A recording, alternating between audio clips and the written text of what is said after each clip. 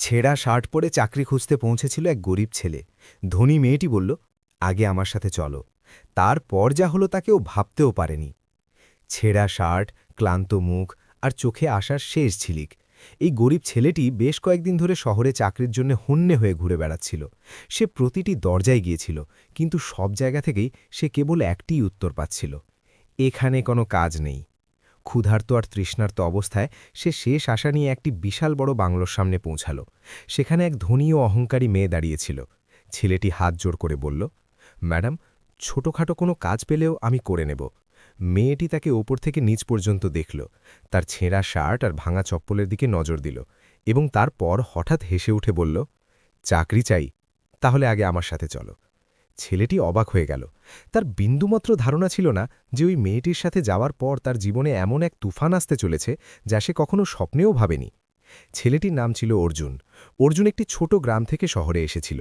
তার বাবা ছিলেন কৃষক, কিন্তু 2 বছর ধরে বৃষ্টি কম হওয়ার কারণে খেতে ভালো ফসল হয়নি। ঘরের অবস্থা এতটাই খারাপ হয়ে গিয়েছিল যে অনেক সময় পুরো পরিবারকে আধপেটা খেয়েই শুতে হতো। অর্জুন ছিল বাড়ির বড় ছেলে। তার একটি ছোট বোন ছিল যে তখনও স্কুলে পড়ত। একদিন অর্জুন তার মাকে বলেছিল, মা, আমি শহরে যাব, কোনো চাকরি খুঁজব।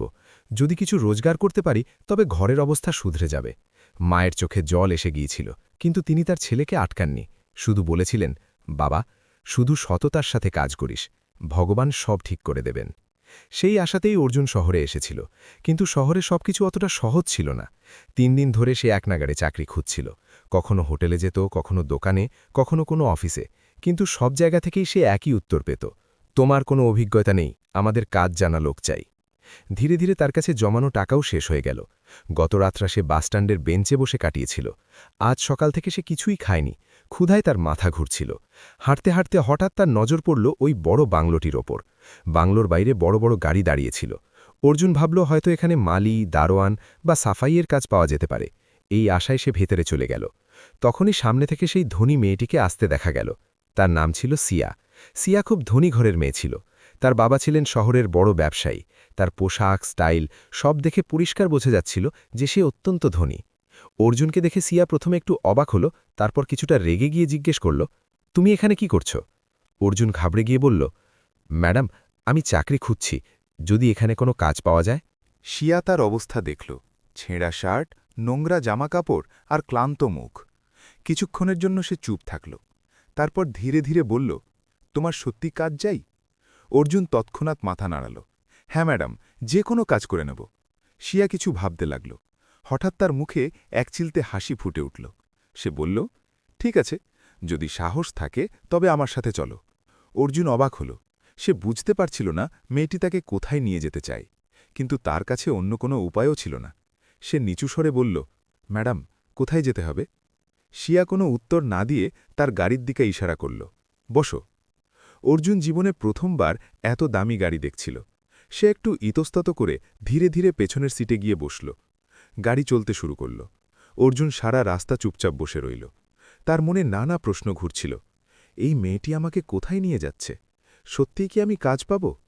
প্রায় আধ ঘণ্টা পর গাড়িটি একটি বিশাল বড় অফিসের সামনে গিয়ে থামল। শিয়া গাড়ি থেকে নেমে বলল, আমার সাথে এসো। অর্জুনও ধীরে ধীরে তার পেছনে হাঁটতে লাগল। অফিসের ভেতরে সবাই শিয়াকে দেখে সম্মানের সাথে দাঁড়িয়ে পড়ল। কেউ বলল, গুড মর্নিং ম্যাম। অর্জুন এসব দেখে আরও অবাক হয়ে গেল। সে বুঝতে পারল শিয়া এই কোম্পানিতে খুব বড় কোনো পদে আছে। শিয়া তাকে সরাসরি নিজের কেবিনে নিয়ে গেল। তারপর চেয়ারে বসে বলল, এবার বলো, তুমি কে আর এখানে কেন এসেছ? অর্জুন ধীরে ধীরে তার পুরো গল্প শুনিয়ে দিল। গ্রাম, চাষাবাদ, ঘরের অভাব আর চাকরির খোঁজ। শিয়া মন দিয়ে সব শুনল। কিছুক্ষণ পর সে বলল, যদি আমি তোমাকে কাজ দিই তবে কি তুমি সততার সাথে করবে? অর্জুন তৎক্ষণাৎ বলল, ম্যাডাম, আমি জান লড়িয়ে দেব। শিয়া আবার হাসল, কিন্তু সেই হাসির আড়ালে যেন কোনো রহস্য লুকিয়েছিল। আর পরের মুহূর্তেই শিয়া যা বলল তা শুনে অর্জুনের পায়ের তলা থেকে মাটি সরে গেল। শিয়া চেয়ারে বসেছিল এবং তার চোখ সরাসরি অর্জুনের মুখের দিকে নিবদ্ধ ছিল। কিছুক্ষণের জন্য ঘরে একেবারে পিন পতন নীরবতা নেমে এলো। অর্জুন বুঝতে পারছিল না এখন কি বলবে।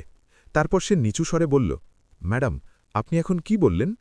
শিয়া চেয়ারে কিছুটা সামনের দিকে ঝুড়ে বলল, আমি বললাম, যদি তোমার চাকরি চাই তবে আগে একটি কাজ করতে হবে। অর্জুন ঘাবড়ে গিয়ে জিজ্ঞেস করল, কোন কাজ? শিয়া দীর্ঘশ্বাস ফেলে বলল, আমার মা খুব অসুস্থ, গত কয়েক মাস ধরে হাসপাতালে আছেন। ডাক্তাররা বলছেন তার সবসময় একজন বিশ্বস্ত মানুষের প্রয়োজন যে তার খেয়াল রাখতে পারবে। অর্জুন কিছুটা অবাক হল। শিয়া আরও বলল, বাড়িতে অনেক কাজের লোক আছে, কিন্তু আমার কাউকেই ভরসা হয় না। সবাই শুধু টাকার জন্য কাজ করে। আমার এমন একজন মানুষ চাই যে মন থেকে আমার মায়ের সেবা করবে। অর্জুন চুপচাপ শুনতে লাগল। শিয়া তার চোখের দিকে তাকিয়ে বলল, যদি তুমি এই কাজটা সততার সাথে করতে পারো তবে আমি তোমাকে চাকরিও দেব এবং থাকার জায়গাও দেব। অর্জুনের বিশ্বাসই হচ্ছিল না। সে ভাবতে লাগল, এত বড় কোম্পানির মালিকের মেয়ে তাকে এত বড় একটা দায়িত্ব আর ভরসা দিচ্ছে।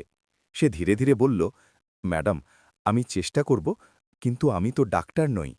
সিয়া হালকা হেসে বলল, ডাক্তার হওয়ার দরকার নেই, শুধু মানুষ হয়ে পাশে থাকতে হবে। অর্জুন সাথে সাথে মাথা নাড়ল, আমি করব ম্যাডাম। সিয়া টেবিল থেকে ফোন তুলে কাউকে কল করল।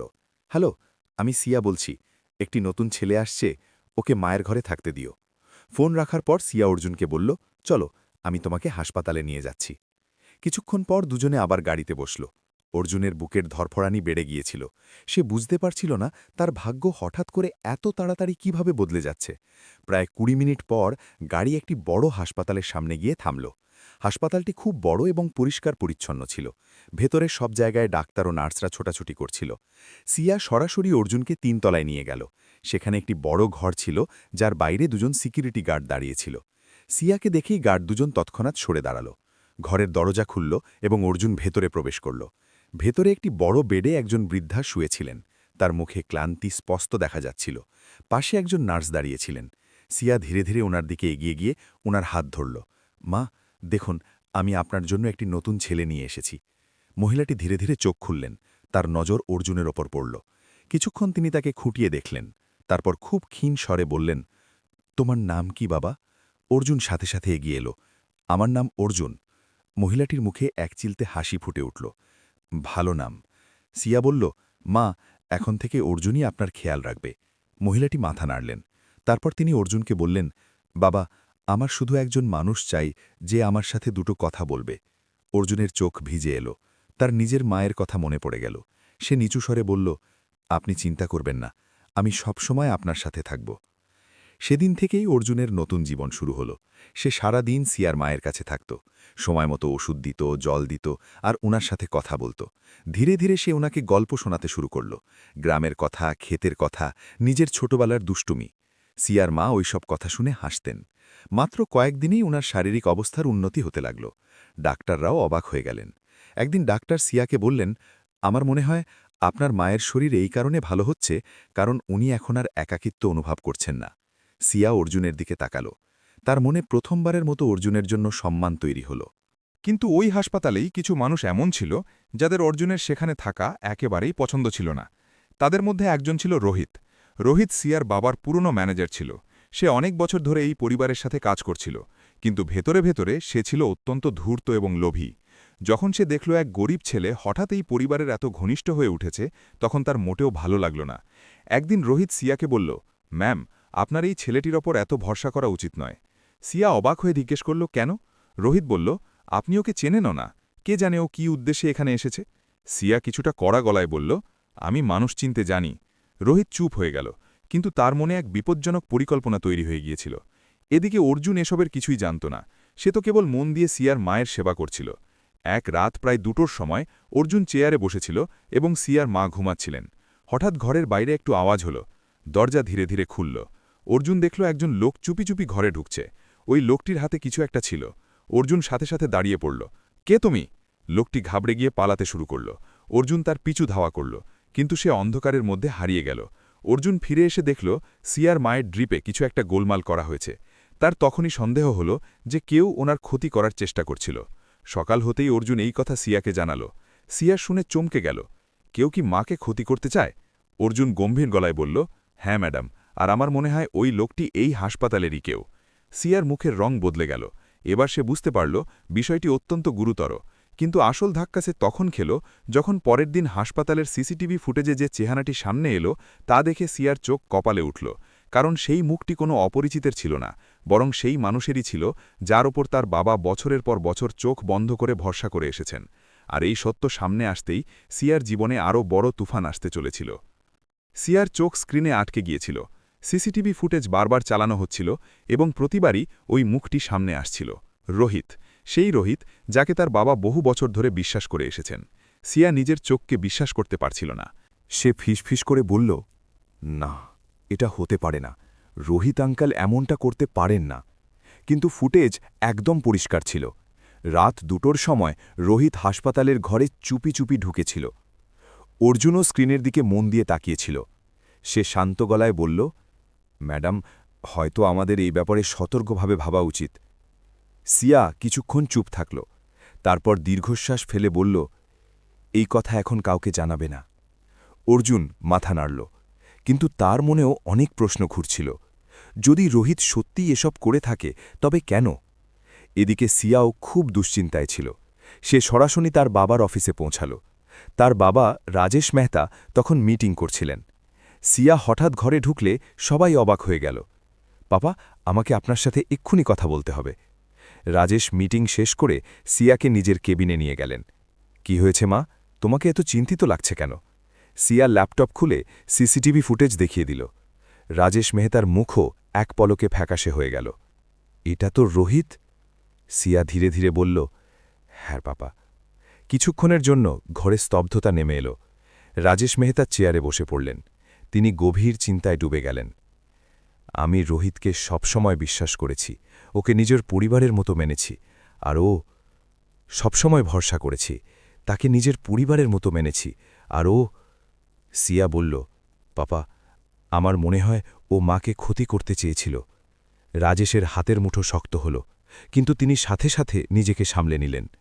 না, পুরো সত্যি না জেনে আমরা কোনো পদক্ষেপ নেব না। ওদিকে হাসপাতালে অর্জুন আগের মতোই সিয়ার মায়ের পাশে বসে থাকত। এখন সে আগের চেয়ে অনেক বেশি সতর্ক থাকতে শুরু করেছিল। রাতে সে একদমই ঘুমাত না। প্রতিটি ছোটখাটো জিনিসের ওপর তার নজর থাকত। একদিন বিকেলে সিয়া হাসপাতালে এলো। তাকে খুব ক্লান্ত দেখাচ্ছিল। অর্জুন জিজ্ঞেস করল, সব ঠিক আছে তো ম্যাডাম? সিয়া চেয়ারে বসে পড়ল। জানি না অর্জুন, আমি বুঝতে পারছি না রোহিত কেন এমন করবে। অর্জুন নিচু স্বরে বলল, মাঝে মাঝে মানুষ টাকার জন্য যা কিছু করতে পারে। সিয়া তার দিকে তাকাল। তার চোখে প্রথমবারের মতো অটল ভরসা পরিষ্কার দেখা যাচ্ছিল। যদি তুমি ওই রাতে ওখানে না থাকতে, তবে হয়তো মায়ের সাথে খুব খারাপ কিছু ঘটে যেত। অর্জুন একটু লজ্জিত হয়ে বলল, আমি তো শুধু আমার কাজ করেছি। সিয়া মৃদুর হাসল। কিন্তু ঠিক সেই মুহূর্তেই হাসপাতালের বাইরে অন্য কিছু ঘটছিল। রোহিত নিচের অফিসে বসেছিল। তার সামনে দুজন লোক দাঁড়িয়েছিল। রোহিত রেগে গিয়ে বলল, তোমরা এত সহজ একটা কাজও করতে পারলে না? তাদের মধ্যে একজন বলল, সন, ওই ছেলেটা হঠাৎ ওখানে চলে এসেছিল। রোহিতের চোখে আক্রোশ জ্বলে উঠল। ওই গরিব ছেলেটা অর্জুন, সে টেবিলে থাপ্পড় মেরে বলল, যতক্ষণ ওই ছেলেটা ওখানে আছে আমাদের কাজ হবে না। দ্বিতীয় লোকটা জিজ্ঞেস করল, তবে এখন কি করব স্যার? রোহিত কিছুক্ষণ ভাবল, তারপর তার মুখে এক বিপজ্জনক হাসি ফুটে উঠল। এখন আগে ওই ছেলেটাকে রাস্তা থেকে সরাতে হবে। অর্জুন এসবের বিন্দুমাত্র খবর জানত না। ওই রাতেও সে হাসপাতালের ঘরে বসেছিল। সিয়ার মা ঘুমোচ্ছিলেন। হঠাৎ অর্জুনের ফোনে একটি অজানা নম্বর থেকে কল এলো। হ্যালো, অর্জুন বলছ? হ্যাঁ, আপনি কে? ওপাশ থেকে আওয়াজ এলো, তোমার মায়ের শরীর খুব খারাপ। যদি ওনাকে দেখতে চাও তবে এখনই গ্রামে চলে এসো। অর্জুনের হাত কাঁপতে শুরু করল। কি? মা? তার বুক দুরুদুরু করতে লাগল। সে তৎক্ষণাৎ সিয়াকে ফোন করল। ম্যাডাম, আমাকে এখনই গ্রামে যেতে হবে, মায়ের শরীর খুব খারাপ। সিয়াও ঘাবড়ে গিয়ে বলল, তুমি এখনই যাও অর্জুন, আমি এখানে সামলে নেব। অর্জুন তাড়াহুড়ো করে হাসপাতাল থেকে বেরিয়ে গেল। কিন্তু সে জানত না যে এই ফোন কলটি সত্যি ছিল না, বরং এটি ছিল রোহিতের সাজানো একটি চাল, যাতে অর্জুনকে হাসপাতাল থেকে দূরে সরানো যায়। অর্জুন যখনই শহর ছাড়ার বাসে বসল, রোহিতের কাছে খবর পৌঁছে গেল। সে ফোনে বলল, এখন রাস্তা পরিষ্কার, আজ রাতেই কাজ শেষ করে দাও। ওদিকে হাসপাতালে সিয়ার মা ঘরে বসেছিল। রাত গভীর হচ্ছিল, কিন্তু তার একদমই ধারণা ছিল না যে ওই রাতেই তার পরিবারের ওপর এক বিশাল বড় বিপদ ঘনিয়ে আসছে। আর অর্জুন, যে এই বিপদ রুখতে পারত, সে তখন শহর থেকে অনেক দূরে চলে গিয়েছিল। রাত আরও গভীর হল। হাসপাতালের ওই ঘরে আবছা আলো জ্বলছিল। সিয়া তার মায়ের পাশে চেয়ারে বসেছিল। তার মনে এক অদ্ভুত ভয় কাজ করছিল, কিন্তু সে বুঝতে পারছিল না কেন। ওদিকে অর্জুন বাসে বসেছিল এবং দ্রুত নিজের গ্রামের দিকে যাচ্ছিল। তার মনে শুধু একটি কথাই ঘুরছিল, মায়ের কিছু হয়ে গেলে কি হবে। প্রায় ৩ ঘন্টা পর বাস গ্রামে পৌঁছাল। অর্জুন দৌড়ে নিজের বাড়ির দিকে গেল, কিন্তু বাড়ির ভেতরে ঢুকতেই সে হঠাৎ থমকে গেল। তার মা একদম ঠিক ছিলেন। তিনি উঠোনে বসে উনুনে রুটি তৈরি করছিলেন। অর্জুন অবাক হয়ে গেল। মা, তুমি ঠিক আছো? মা হেসে বললেন, হ্যাঁ বাবা, আমি তো একদম ঠিক আছি, কিন্তু তুই হঠাৎ এখানে কেন এলি? অর্জুনের বুক ধক করে উঠল। সে তখনই বুঝতে পারল তার সাথে অনেক বড় ধোঁকাবাজি হয়েছে। সে দ্রুত ফোন বের করে সিয়াকে কল করল, কিন্তু ফোন লাগল না। তার বুক কাঁপতে শুরু করল। হে ভগবান, হাসপাতালে কিছু হয়নি তো? অর্জুন এক মুহূর্ত সময় নষ্ট না করে আবার শহরের দিকে রওনা হওয়ার সিদ্ধান্ত নিল। ওদিকে ঠিক সেই সময় হাসপাতালে সিয়ার মা ঘুমোচ্ছিলেন। সিয়াও চেয়ারে বসে একটু ঝিমিয়ে পড়েছিল। তখনই ধীরে ধীরে ঘরের দরজা খুলল। দুজন লোক ভেতরে ঢুকল। তাদের মুখে মাস্ক ছিল। একজন লোক ধীরে ধীরে সিয়ার মায়ের বেডের দিকে এগিয়ে গেল। তার হাতে একটি ইঞ্জেকশন ছিল। সে ইঞ্জেকশনটি ড্রিপে মেশাতে যাবে, তখনই হঠাৎ পেছন থেকে একটি আওয়াজ এলো, থামো! লোক দুজন চমকে পেছনে ফিরল। দরজায় অর্জুন দাঁড়িয়েছিল। সে হাঁপাচ্ছিল, যেন দৌড়ে এসেছে। আসলে অর্জুন বাস থেকে নেমে সরাসরি ট্যাক্সি নিয়ে হাসপাতালে পৌঁছেছিল। অর্জুন রাগত স্বরে বলল, তোমরা কারা? লোক দুজন ঘাবড়ে গেল। তারা অর্জুনকে ধাক্কা দিয়ে পালানোর চেষ্টা করল, কিন্তু অর্জুন একজনকে ধরে ফেলল। শোরগোল শুনে সিয়াও জেগে গেল। হাসপাতালের গার্ডরাও দৌড়ে ভেতরে চলে এলো। লোক দুজনকে ধরে ফেলা হলো। কিছুক্ষণের মধ্যেই পুলিশ পৌঁছে গেল। পুলিশ যখন তাদের জিজ্ঞাসাবাদ করল, তখন তারা ভয়ের চোটে সব সত্যি বলে দিল। আমাদের রোহিত পাঠিয়েছিল। এই কথা শুনে সিয়ার চোখে আগুন জ্বলে উঠল। সেই রাতেই পুলিশ রোহিতকে তার বাড়ি থেকে গ্রেফতার করল। জিজ্ঞাসাবাদে রোহিত যে সত্যিটা জানালো, তা শুনে সবাই অবাক হয়ে গেল। আসলে রাজেশ মেহতার কোম্পানিতে অনেক বড় সম্পত্তি ছিল। যদি সিয়ার মা মারা যেতেন এবং পরে সিয়াও দুর্বল হয়ে যেত, তবে কোম্পানির পুরো নিয়ন্ত্রণ রোহিত নিজের হাতে নিতে চেয়েছিল। এই লোভেই সে এমন বিপজ্জনক ষড়যন্ত্র করেছিল। কিন্তু অর্জুনের কারণে তার পুরো পরিকল্পনা ব্যর্থ হয়ে গেল। কিছুদিন পর সিয়ার মায়ের অবস্থা অনেক ভালো হয়ে গেল। ডাক্তার বললেন, এখন আর বিপদের কোনো কারণ নেই। সেদিন হাসপাতালের ঘরে সবাই খুব খুশি ছিল। সিয়ার মা অর্জুনের হাত জড়িয়ে ধরলেন। বাবা, যদি তুমি না থাকতে, তবে হয়তো আজ আমি বেঁচে থাকতাম না। অর্জুনের চোখ ভিজে এলো। আপনি এমন কথা বলবেন না। আপনি আমাকে মায়ের মতো ভালোবাসা দিয়েছেন। তখনই সিয়াও সেখানে দাঁড়িয়েছিল। সে অর্জুনকে চুপচাপ দেখছিল। তার মনে অর্জুনের জন্য এখন শুধু সম্মান নয়, অন্য কিছুও ছিল। কিছুদিন পর সিয়ার বাবা অর্জুনকে নিজের অফিসে ডাকলেন। রাজেশ মেহতা বললেন, অর্জুন, তুমি আমাদের পরিবারের প্রাণ বাঁচিয়েছ। আজ থেকে তুমি এই কোম্পানিতে কোনো কর্মচারী নও, বরং ম্যানেজার পদে কাজ করবে। অর্জুন চমকে গিয়ে বলল, স্যার, আমি... রাজেশ মেহতা হাসলেন। হ্যাঁ বাবা, কারণ একজন সৎ মানুষই আসল লিডার হতে পারে। অর্জুনের চোখে আনন্দের জল চলে এলো। কয়েক মাস পর অর্জুনের জীবন পুরোপুরি বদলে গিয়েছিল। সে নিজের গ্রামে নতুন বাড়ি বানালো, বোনের পড়াশোনার খরচ জোগাল এবং সবথেকে বড় কথা, সিয়া আর অর্জুন এখন খুব ভালো বন্ধু হয়ে উঠেছিল।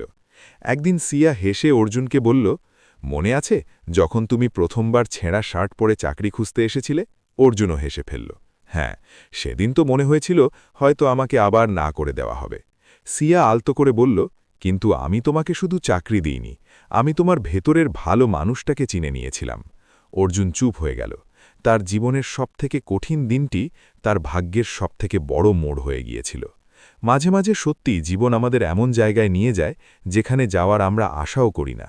একটি ছেঁড়া শার্টে চাকরি খুঁজতে আসা গরিব ছেলেটি একদিন ওই ধনী পরিবারের সবথেকে বড় শক্তি হয়ে উঠল। আর সেদিন থেকে সিয়াও বিশ্বাস করতে শুরু করল যে আসল সম্পদ টাকায় নয়, বরং মানুষের হৃদয়ে থাকে।